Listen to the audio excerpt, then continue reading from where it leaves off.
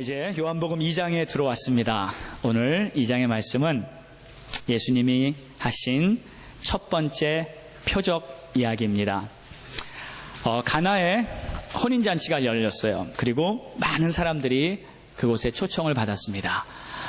예수의 어머니는 이미 그곳에 와 있었던 것 같고요. 그리고 나중에 예수님과 제자들도 초대를 받아서 그 잔치에 도착했습니다. 한참 잔치가 진행되고 있는데 포도주가 떨어졌어요. 혼인잔치에서 포도주가 떨어졌다는 것은 가장 중요한 것이 지금 없다는 것입니다. 큰일이죠. 네, 큰일입니다. 예수의 어머니가 이제 예수님께 부탁을 합니다. 그랬더니 하인들이 예수님의 말씀에 순종해서 물을 항아리에 다 갖다 부었어요. 그랬더니 그 항아리에 차 있던 물이 포도주로 변해가지고 이제 그 잔치를 잘 치룰 수 있었다 하는 내용. 우리 이 내용 아마 다 잘 알고 있을 것입니다. 그런데 중요한 것은 이것이 예수님이 이루신 첫 번째 표적이다는 거예요.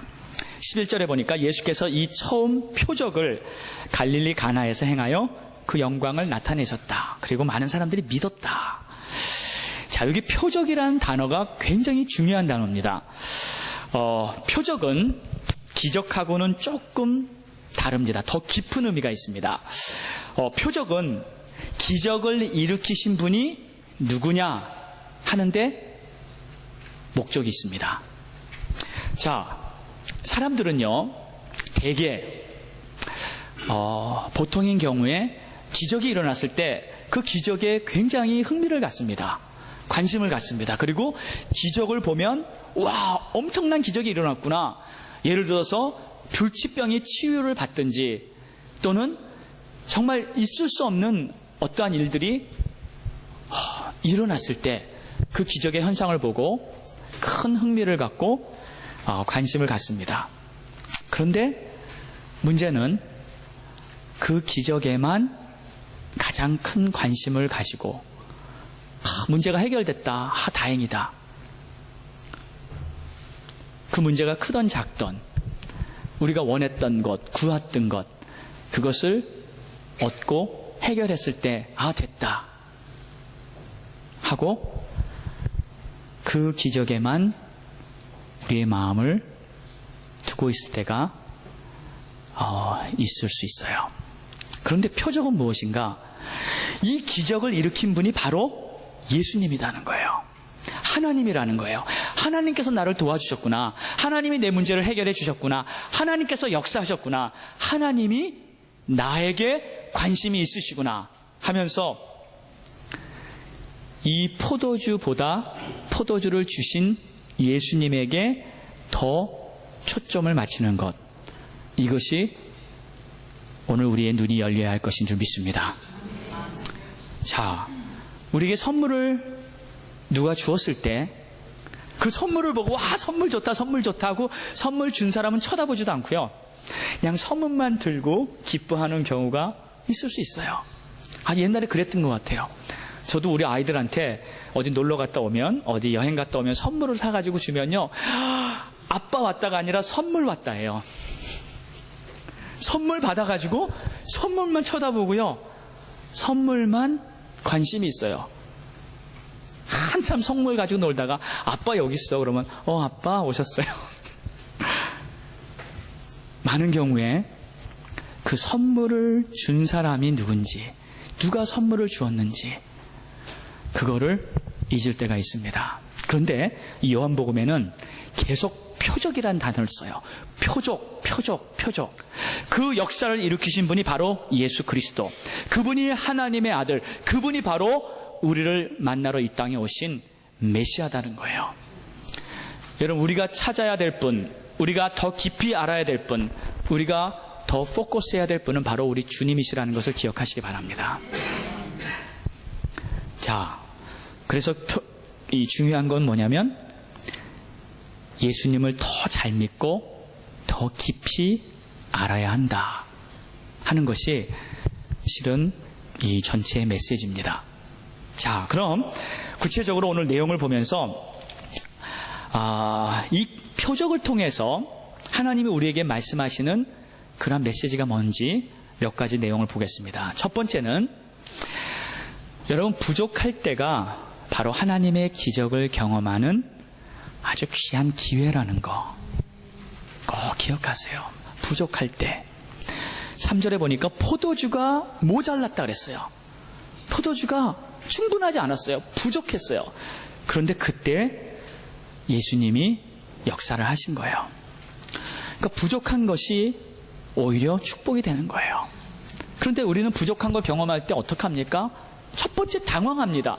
걱정합니다. 당장 이번 달 콘도에 돈이 이제 다 떨어져 가요. 당장 나의 직업을 잃어버렸어요. 앞으로 어떻게 될까? 부족합니다. 문제가 생겼습니다. 그런데 부족한 것이 있을 때 그것이 축복의 기회라는 걸 기억하시고요. 그 문제 때문에 낙심하지 말고 기회를 봐야 돼요. 기회. 무슨 기회요? 바로 주님께서 역사하실 기회라는 거예요. 문제가 생겼습니다. 부족합니다. 어려움이 있습니다. 그때 바로 하나님께서 내 삶 속에 구체적으로 역사할 그 기회가 온 거예요. 자, 그렇게 하려면 우리가 첫 번째로 해야 될 게 있습니다. 그 뭐냐면 그 주님께 나의 문제를 맡겨드려야 돼요. 그렇죠? 내가 해결해 보려고 내가 혼자서 몸부림치고 발버둥 쳐도요, 내가 혼자 해결하려면 결국 그 문제는 최고의 방법으로는 해결되지 않을 거예요. 그 문제는 어쩌면 계속 문제로 남아있을 수도 있고요.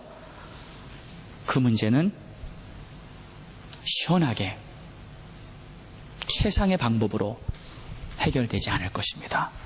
그 문제가 생긴 이유는 바로 하나님께서 나를 도와주시기를 원한다는 하나님의 큰 뜻이 있다는 것을 또한 우리가 기억해야 하는 겁니다. 그래서 우리가 갖고 있는 여러 가지 문제들, 여러분도 어쩌면 문제가 있을 거예요. 그렇죠? 크고 작은 문제들이 지금 내 앞에 있을 거예요.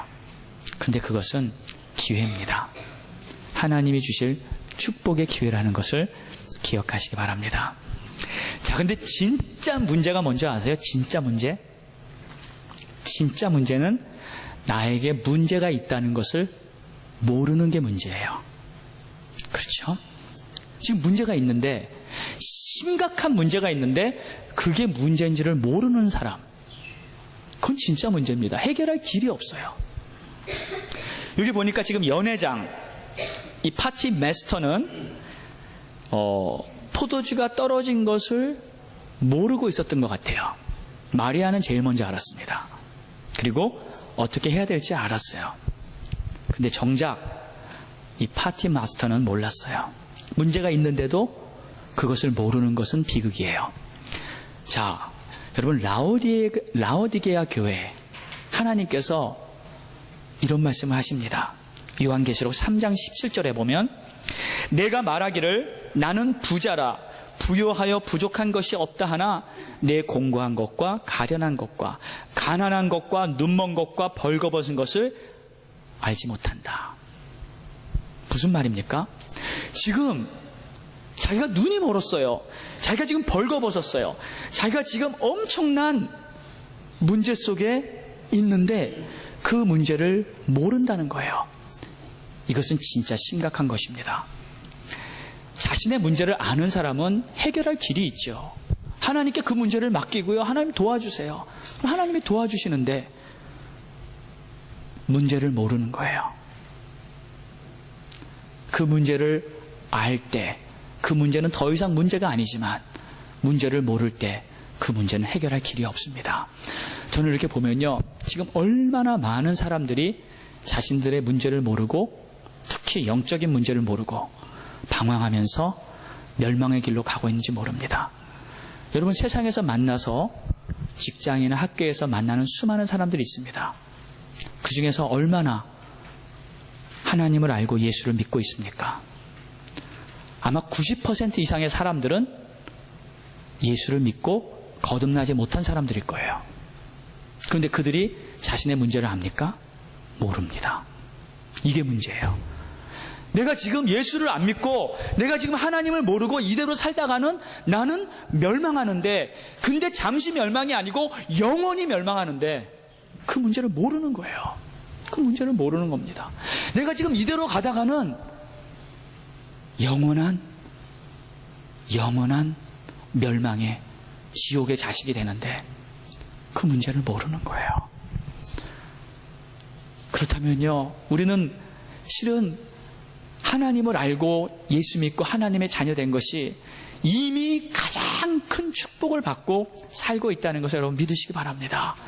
여러분, 우리가 가끔 믿음이 조금 흔들려요. 가끔 성령 충만했다가도 좀 잘 안 되고, 기도도 안 되고 좀 흔들려서 또 교회도 좀 몇 달 떠났다가 다시 오게 되고 그런 경우도 있을 수 있어요. 그런데 그건 괜찮아요.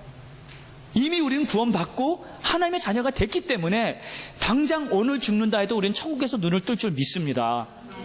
당장 내 삶이 다 끝나고 모든 인생이 다 망가져도 우리는 하나님의 자녀된 그 성령으로 인침받아서 영원한 구원을 얻은 그것은 절대 빼앗기지 않습니다. 그런데 아직 구원받지 못한 수많은 사람들은요, 어떻게 합니까? 그 사람들은 어떻게 하냐고요? 자기가 무슨 문제에 살고 있는지 모르는데 그 사람들은 어떻게 하냐고요? 우리가 복음을 전해야 될 줄 믿습니다.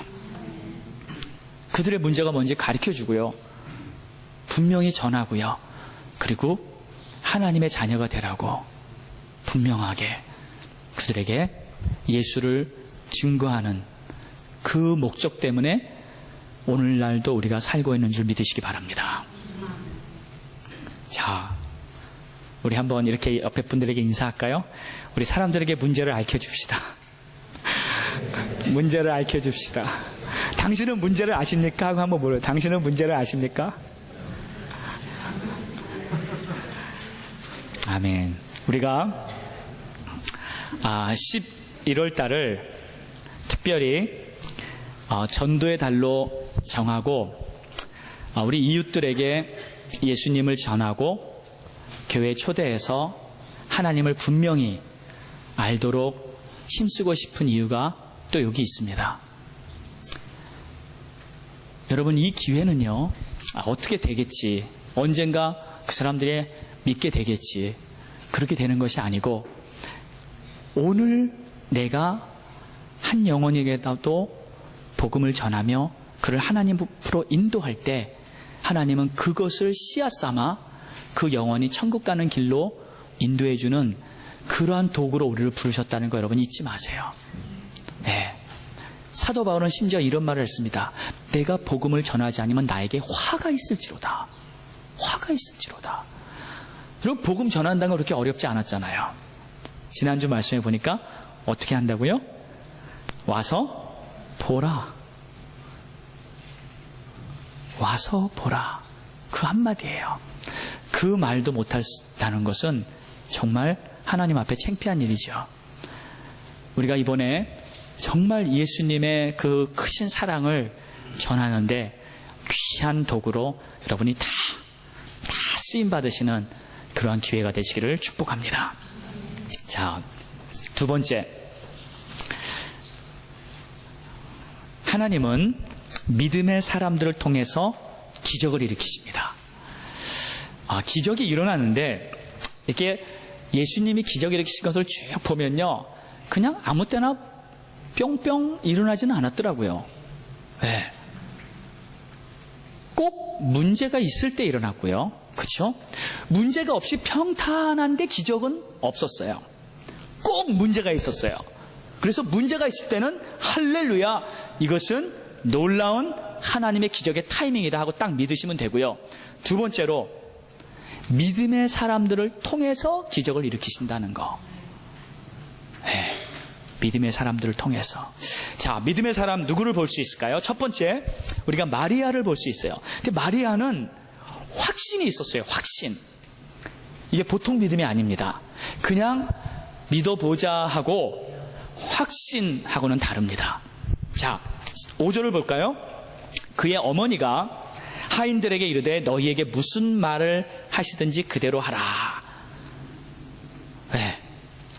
무슨 말을 하든지 그대로 하라. 그런데 여러분, 마리아는 먼저 예수님에게 이렇게 말을 했었어요. 예수님, 지금 포도주가 떨어졌습니다. 포도주가 떨어졌다는 거예요. 지금 문제가 생겼다는 거예요. 그런데 그때 예수님이 대답하신 반응은 조금 부정적이었습니다. 아니, 어떻게 보면 많이 부정적이었어요. 4절을 보니까 이렇게 기록합니다. 예수께서 가라사대 여자여 나와 무슨 상관이 있나이까? 내 때가 아직 이르지 못하였다. 여기서 말하는 여자여는 우리 한국말로는 조금 이렇게 어색하게 들리는데 실은 존칭어예요. 그러니까 왕후들, 아주 높은 그러한 분들에게 부르는 존칭어입니다. 그런데 왜 어머니라고 하지 않았을까? 실은 거기에는 이유가 있긴 합니다. 자, 그런데 중요한 것은 그게 아니라 왜 나랑 상관없다는 거예요. 지금 이 포도주가 떨어진 이 일과 나하고는 전혀 상관이 없는 일이다. 그리고 또 한 가지, 내 때는 아직 이르지 않았다. 그러니까 이 때라는 말을 보니까 어떤 하나님의 타임 스케줄이 있는 것 같아요. 아니, 있습니다. 그렇죠? 지금 분명히 이 날에 하나님께서 역사를 하시려는 그러한 하나님의 타임 스케줄은 계획되어 있지 않았던 것 같아요. 않았습니다. 그런데 이런 말을 들었을 때 만약에 여러분이 마리아라면 여러분은 어떤 반응을 보이시겠습니까? 하나님의 때가 아니란다 하면서 옆 사람에게 고개 돌려서 아니란다 해보려고 그랬는데 아니랬는데 뭐 하고 한 발짝 뒤로 물러갈 수도 있었을 거예요. 예수님 좀 너무하시네. 예수님이 아니지 자기 아들 아니에요. 아들아, 좀 엄마 말 좀 듣지. 엄마가 부탁하는데 하면서 몇 번, 그러니까 요구, 그렇죠? 그래도 지금 상황이 이렇지 않니? 한번 해봐. 아니면 좀 도와줘. 어떻게 할까? 하면서 몇 번 더 간청할 수도 있었어요. 왜냐하면 성경에 보면은 예수님에게 거절당했지만 간청해서 얻어낸 그러한 일들도 여러 군데 나오고 있잖아요. 분명히 예수님이 거절했었는데 그래도 주님 한 번만 내 기도 들어주세요, 내 간구 들어주세요 해서 얻어내요. 예수님이 허락해 주세요. 그런데 마리아는 더 이상 간청도 안 합니다. 그런데 어떻게 보니까 이게 더 큰 믿음이지 않나 하는 생각도 들어요. 더 이상 붙잡으면서 간청하지는 않지만 마리아의 말을 보니까 너희에게 무슨 말을 하든지 그대로 하라. 그러니까 이미 예수님이 허락하실 거라는 전제하에 이 말을 하고 있는 거 아닙니까? 그러니까 이건 뭐냐면 마리아에게는 확신이 있었어요. 예수님이 내 믿음대로 뭔가를 해주실 거야. 예수님은 반드시 우리를 도와주실 거야. 비록 예수님의 지금 대답이 긍정적이진 않았지만 그래도 하나님은 무언가를 하실 수 있는 그러한 분이시라는 것을 나는 믿어 하면서 무슨 말을 하든지 그대로 하라. 이것은 확신입니다. 확신 있는 사람은 포기하지 않습니다. 아멘. 확신 있는 사람은 자기가 기대하는 바를 이룹니다.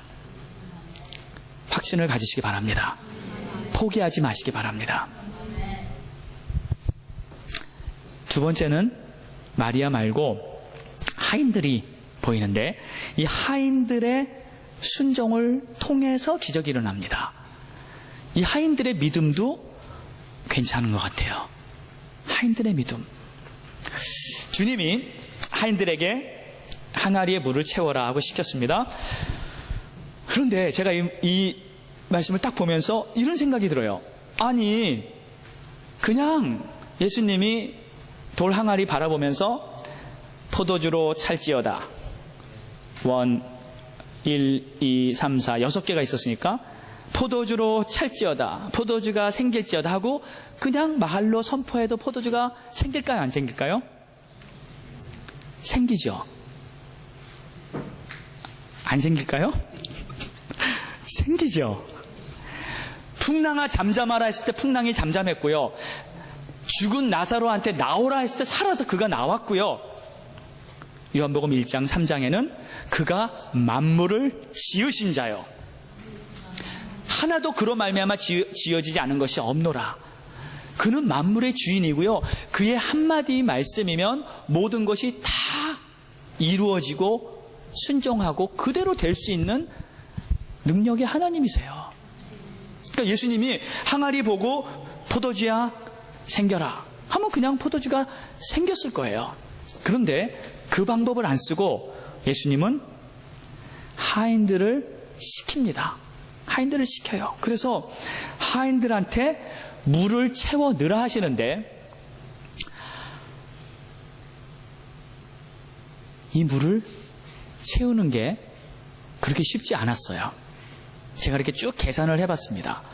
뭘 계산해 봤냐면 이 항아리가 어느 정도의 분량인가 봤더니 우리 리터로요.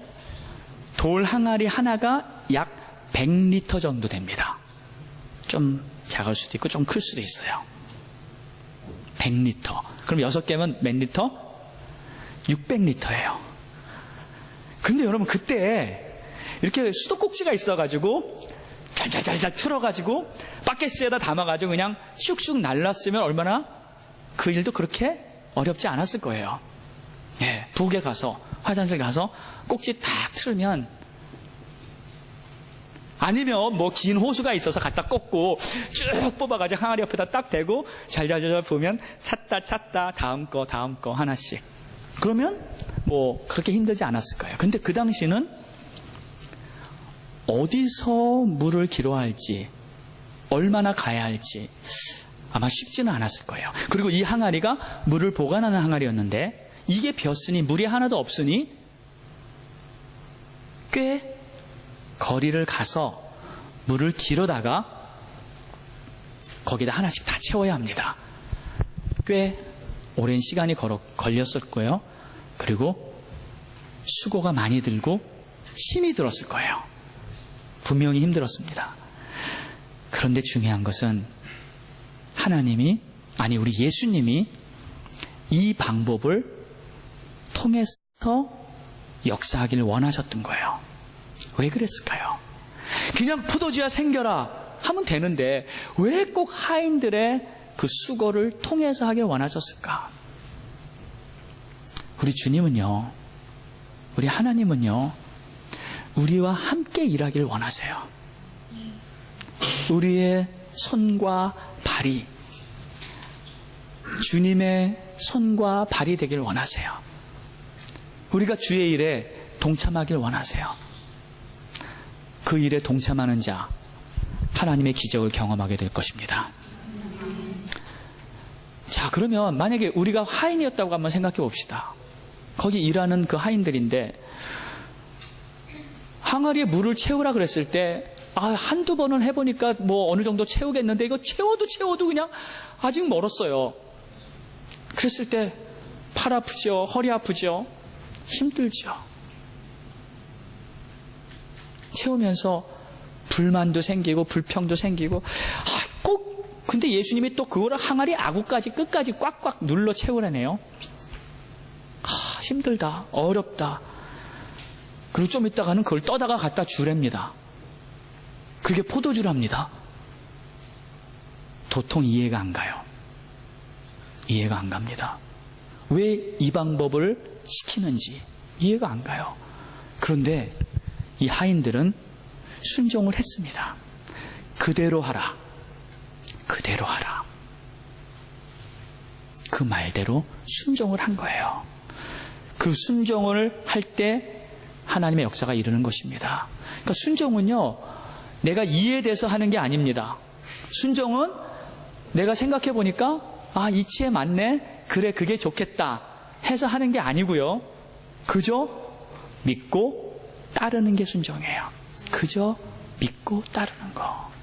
그래서 아브라함도요, 처음 하나님이 그를 불러내시는데 어디로 갈지, 왜 가는지 도통 하나님의 목적지도 가르쳐 주시지 않고 따라 나와라, 아비집을 떠나라 불러내시는데 그저 하나님만 믿고 따라가는 거예요. 그게 순종입니다. 그래서 순종은 좀 어려워요.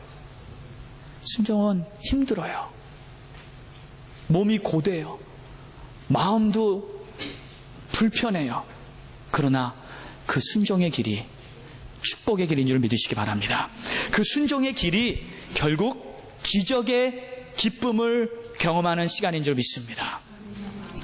그래서 이 순종한 사람들, 이 순종한 하인들은 엄청나게 기뻤어요. 그들이 그것을 떠다가 포도주를 줬을 때 여러분 어떻겠습니까? 와, 막 허리가 아프고 팔이 아파서 겨우 물을 갖다가 날려가지고 채웠는데 만약에 계속 물로 남았었대 봐요. 그럼 좀 마음이 허전하거나 계속 힘들었을 거예요. 근데 그것이 포도주로 변합니다.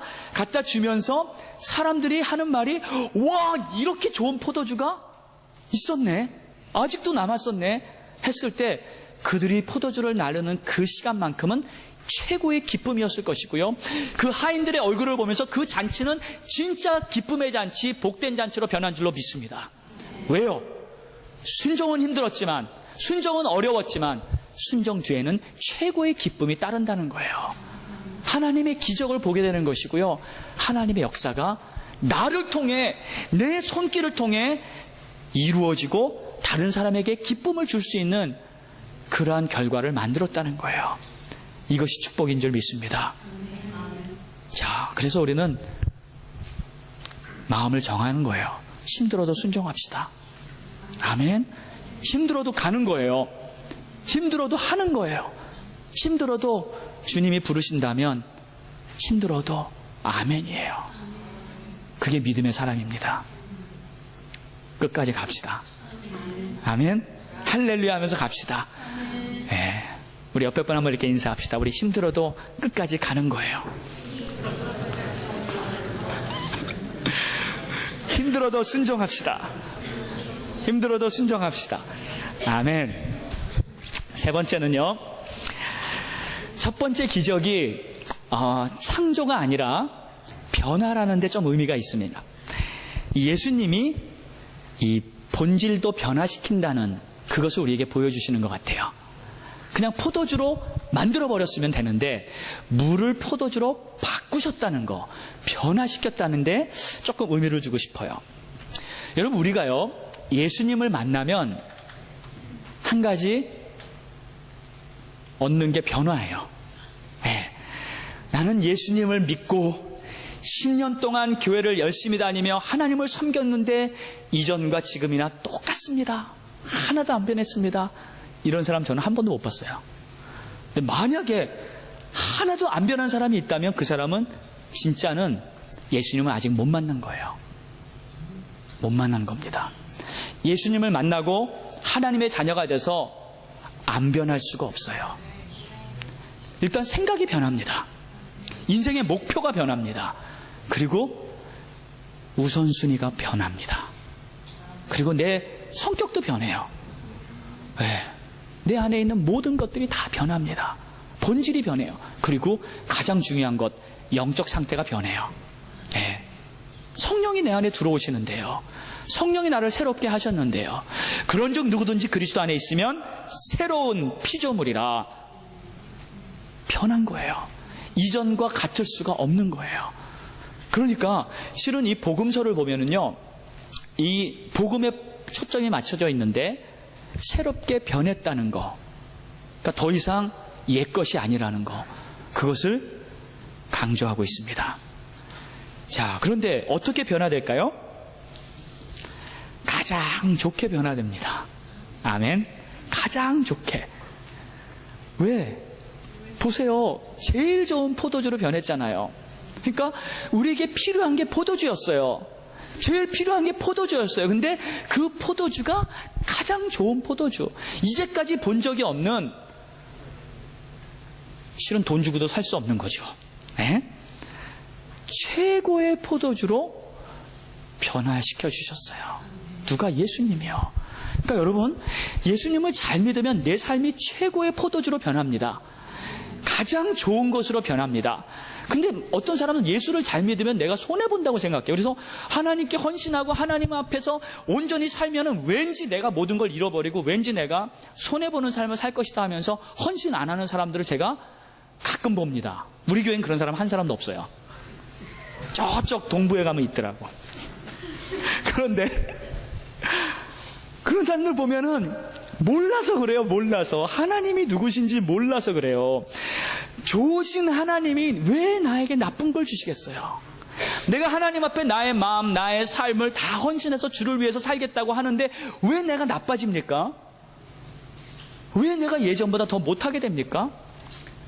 내가 할 수 있는 것보다 최고로 잘 되게 해주시는 게 우리 주님이세요. 그러니까 나를 다 맡기고요. 하나님 앞에 나의 삶을 온전히 의탁하고 주님께 순종해서 삶은 최고의 삶이 된다는 거 믿으세요. 믿으세요. 믿고 그대로 온전히 나아가는 여러분이 되시기를 축원합니다. 뿐만 아니라 이제 포도주가 그 6 항아리에 꽉 차 있으니 그 집에 제일 큰 항아리 6개에 꽉 찬 거예요. 예? 물 담는 항아리에 포도주가 꽉 찬 거예요. 제일 좋은 곳으로 제일 많이 얻게 된 거예요. 위기의 시간이었어요. 문제의 시간이었어요. 그런데 예수님이 함께 하셨을 때 그건 위기도 아니고 문제도 아니고 최고의 축복으로 변하는 그러한 최고의 날이 된 것입니다. 저는 우리의 삶이요 매일같이 가나의 혼인잔치처럼 살 수 있다고 믿습니다. 매일같이 내가 정말 예수님을 모시고 우리에게 정말 문제 매일 생깁니다. 안 그렇습니까? 작은 문제도 매일 생겨요. 그럼 그 생기는 문제마다 내가 주님께 드리면 그 문제를 최고로 만들어 주실 수 있는 우리 주님의 손길은 항상 나에게 기다리고 있어요. 때로는 주님의 시간이 아니더라도 괜찮습니다. 믿음이 있으면 하나님은 역사해 주십니다. 때로는 그게 어려워 보여도 괜찮습니다. 내가 하나님이 나를 사랑하신다는 확신을 가지고 주님을 바라보면 주님은 최고의 것으로 주실 줄 믿습니다. 바로 이 가나의 혼인잔치가 바로 오늘 우리의 축제가 되기를 예수 이름으로 축원합니다. 축원합니다. 기도합시다. 다 같이 눈을 감으시고요. 이 말씀을 마음에 잘 모시기 바랍니다. 오늘 하나님 앞에 감사하시기 바랍니다. 그대로 하라, 그대로 하라, 그대로 하라. 주님 말씀대로 하면 됩니다. 그리고 주님이 주시는 최고의 것을 받으면 됩니다. 주님, 오늘 내가 여기 있습니다. 내 삶 속에 주님 최고의 포도주가 되게 해주세요. 하나님 역사해 주세요. 우리 같이 통성으로 말씀 붙잡고 기도합니다. 할렐루야. 하나님 감사합니다. 찬양합니다. 오늘 주님 앞에 나와 오늘 예배드리는 한 사람 한 사람의 삶 속에 하나님 정말 이 가나의 혼인잔치와 같은 놀라운 축복이